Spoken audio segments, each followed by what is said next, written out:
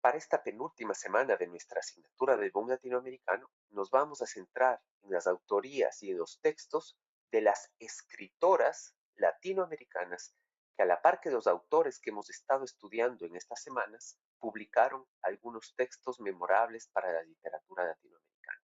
No obstante, cuando hacemos un estudio de lo que fue la generación del boom latinoamericano, rara vez se incluyen mujeres, por lo que vamos a intentar responder una pregunta. ¿Fue el boom latinoamericano un fenómeno cultural masculino que excluyó a gran parte de las escritoras que escribieron en ese momento?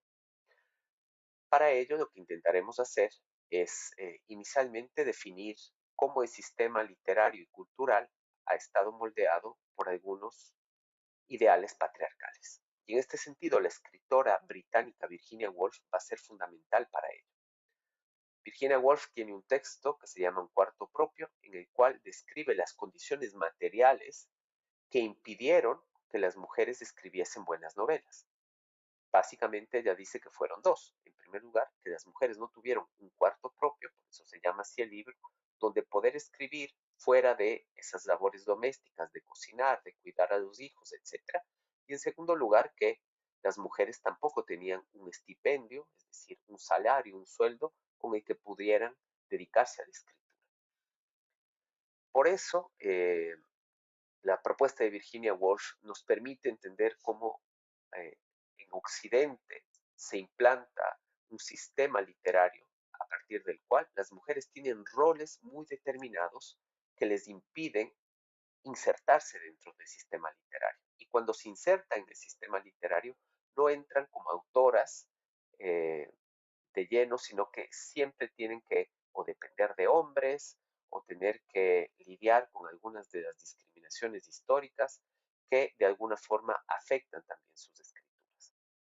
Definido esto, que como ustedes ya pueden entrever es parte de un aparataje crítico proveniente de los estudios de género, que hoy en día sabemos son estudios que están entrando con mucha fuerza en la academia, pasaremos a hablar ya de lleno de las escritoras latinoamericanas, entendiendo que hay una de ellas, que es Cristina Peri Rossi, vamos a hablar muy brevemente de ella, que de hecho es la única que fue concebida como parte de esta generación del boom latinoamericano.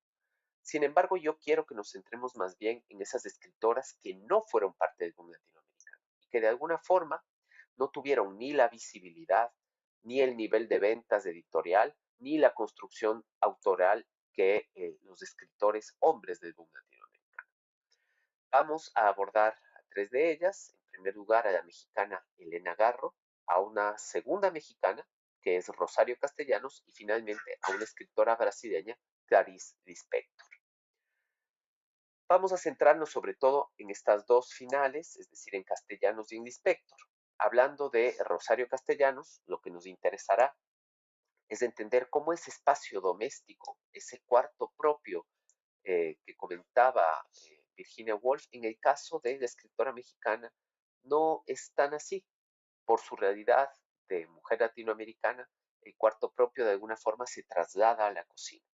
Y en su texto, Lección de Cocina, justamente intentaremos entender cómo este espacio se resignifica y cómo lo privado y lo público tienen que coexistir en su literatura.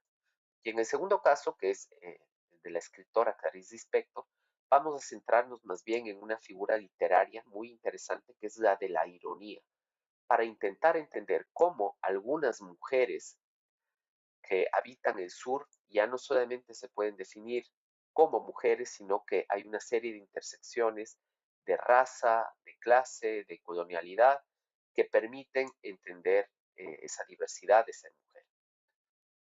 Trataremos un texto, lo leeremos a profundidad. Yo creo que este es uno de los cuentos más exquisitos que tenemos en esta clase. El texto en cuestión se llama La mujer más pequeña del mundo y a partir de él intentaremos abordar esta compleja figura de la escritora brasileña. Al final de esta semana intentaremos, por tanto, responder a esa pregunta e intentaremos ver hoy en día cuáles son esas repercusiones que tuvo el boom latinoamericano y si incluso, tal como se está sugiriendo hoy en día en el mundo literario, se puede hablar hoy del boom latinoamericano femenino que no ocurrió en los años 60 y 70, sino que está ocurriendo hoy en día. También tienen una pequeña lectura que ayuda a facilitar esta discusión.